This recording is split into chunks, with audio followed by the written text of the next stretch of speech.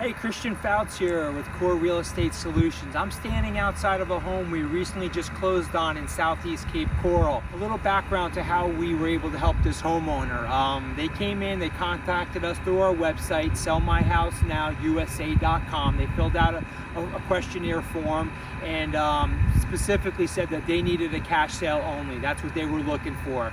And the reason is the house needed a lot of repairs. The AC is not working, that's why there's window units in there. The roof is over 17 years old, so here in Southwest Florida, it's uninsured. So I came out, met with him a few times to find out what his needs are and see what type of solution we could put together that would work for him and work for us.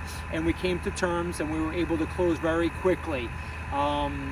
You know, one of the things that was important to him was not only that we'd buy it as is, but he also didn't want to be dealing with moving all the furniture and stuff that he wasn't going to need in his new place or whatever he couldn't sell. So we handled that for him.